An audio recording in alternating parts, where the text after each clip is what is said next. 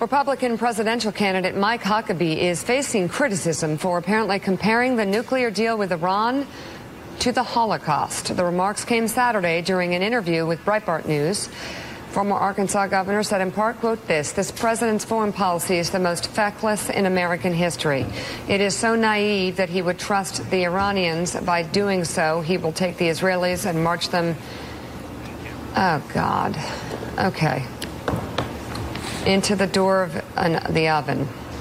It's just crass, too, actually. The Anti-Defamation League said Huckabee's remarks were, quote, disheartening. And the National Jewish Democratic Council, which supports Democratic candidates, called it callous disregard for the millions of lives lost in the Holocaust. Yeah, I would say so. Casey, what do you think?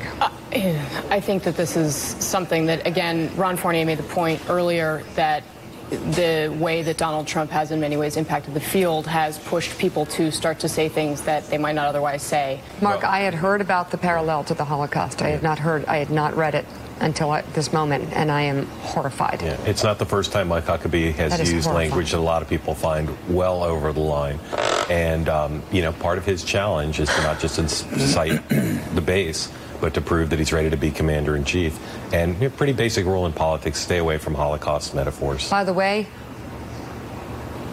worse than comments that were controversial by a certain candidate that we've been obsessing over for weeks. Way worse. That's all I'm going to say. Anybody else want to chime in? I'm going to go to break.